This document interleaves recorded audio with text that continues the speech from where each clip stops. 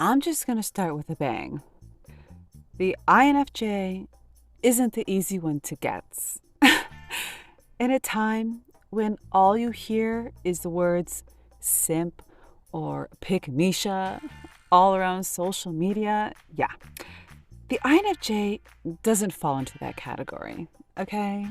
But wait, first of all, check it out. I'm painting again. And you know what? This time I had a vision in my mind. Yes. Having said that, I'm still flexible with it as I go along. I'm going with the flow with it, but I had a general idea of what I wanted to create. And I think I'll explain it to you guys at the end when we check it out, okay? All right. So, back to the unattainable INFJ. One of the other dark sides of the INFJ. Well, let me say this. The INFJ is rare, right? We all know that. But even rarer than that, well, can you win their hearts? That's rare. Yeah. They can like you. They can think you're hot. They can crack up with you. But do you have their hearts? Huh? Do you think you do, really? Because let me tell you something. It's questionable. And it all sounds dramatic, right? The way I'm saying this. But honestly, this is just the truth. If you don't have a piece of their heart, you have no chance of being with them. I mean, romantically, right? That's what I'm talking about here. And this all sounds quite cutthroat. I mean, it sounds dark. And make no mistake about this, it is. It is cutthroat and it is dark. And that's why no one really says these things, but I'm keeping it real here right now, okay? I'm saying the things that no one else is going to want to say because it doesn't make INFJs sound nice. But I'm not here today to sound nice. No, I'm here today to be honest. Okay, fine, I'm always honest, but honest with an edge. Let's say this. Let's just get into deeper waters here because the INFJ is picky. Screw everything. You think you know what picky is? No, you don't. No. Talk to an INFJ and go ahead and ask them what they want, okay? I spoke about this in my last video. All about the obsessive INFJ, and one of the reasons why they even get obsessive is because it's so damn rare for them to find somebody that is obsession worthy? Yeah. Because they're so freaking picky? Yeah. Listen, it isn't easy to catch their eye, okay? It's not easy to become their muse. It's just not.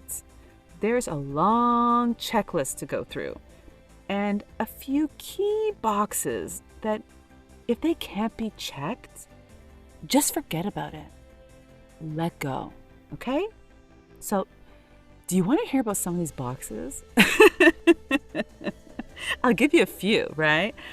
And of course, everyone will have their own different boxes, right? Because everyone's different. But I think the mains, like the main ones, I imagine all INFJs have these, right? So I'm going to try and stick to those, the ones I think that, they all kind of have in common. So here's some boxes. You got to be honest. And this is going to sound odd, but you got to be pleasant. Isn't that an odd thing to say, right? But it's the truth, right? Right, INFJs? Don't you want someone who's pleasant? It sounds so, vanilla, right? Anyways. And the person's got to be down to earth. They got to be open-minded, okay? Because you know what? A closed-minded person equals a boring person. Am I right? Am I the only one who thinks that way? And here's the other thing, which most people probably wouldn't think about. But I think another box is, are you imaginative? Can you use your imagination? Because the INFJ has a crazy imagination. And it's kind of nice to be able to dabble in that area of life with someone else, isn't it? Huh? Yeah, let's make that a box too. And then, of course, they have to be attracted to you. I mean, that's not out of the ordinary, right? But you know what? That's all surface level, kind of, isn't it? So let's go a bit deeper. Do they feel good with you? Huh? Because INFJs are feelers, right? So do they feel good with you? And do you spark different thoughts in them? Are they able to meet different parts of themselves when they're with you? Are you exposing them to something different? Because the thing is the INFJ, as I said, has quite the imagination. And they can kind of really entertain themselves. They can explore different things all on their own. But if someone was able to introduce them to different ways of thinking or different ways of living even, well, I think the INFJ would find that pretty interesting, right? Especially if there are things that they didn't quite imagine or think about before, right? Yeah, I think that'd be interesting. And this all sounds so simple, but it's not, okay? There are very few people who can meet those requirements. Absolutely. And then there's the standards. The standards are serious business. And how do you treat them? Yeah, how do you treat them? Like, the list goes on and on, okay? The INFJ is just fine on their own. So, to put it bluntly, and with a dark edge, you need to be pretty awesome to make them rather spend time with you than just spend time with themselves. Yeah, pretty cutthroat, as I said, huh? Yeah, do you make the cut or what? And on top of that, they can peg people pretty quick. So they get sorted into categories really easily too. You know, the INFJ can put them into categories in a jiffy before they even have a chance to win them over. Do you know what I'm saying? Like the INFJ, okay, let me put it like this. They always say there's three main categories that people put each other in, okay? There's the friend zone. There's just the person that you have fun with, as in friends with benefits or something like this. And then there's the one that, like, they're a real one. They're the one you really want. Like, they're up there, right? Which category, huh? Which category is this person going into? And the INFJ can filter that pretty damn quick. Yeah, you're bumping into a category pretty fast. And once you're in there, I mean, shit, you're in there, right? So that's the thing, because an INFJ can read people so quickly, they can categorize them quickly too. So if you don't show them what you got pretty quick, you may miss your chance. And here's the worst part of all. The INFJ can make you feel special. You can think that you are the one for them. After all, why would they give you so much attention and care? Why would they do that? Yeah, why would they do that if you aren't the one? You just haven't been around an INFJ before. That's the main problem, okay? You could feel like you got led on because of this. Because chances are you haven't felt this kind of care before. And the thing is, that's just the INFJ's standard behavior, right? Like, as long as they're around a nice, decent person, that's just how they treat them. They treat them with care. They give them attention. They talk to them. They're nice to them. And I guess people could take it the wrong way. They think it means more than what it really does. They think maybe that they're in the A+ category when they're just in the friend category. Or maybe it's even worse to be in what? The friends with benefits category? Yeah, that kind of sucks too, right? So, given everything I've said to you, yes, the INFJ is not easy to get. They look like they're easy to get because they're friendly. Don't get it twisted. They're not. So if an INFJ ever offers a person a shot, honestly, take it and run. Okay?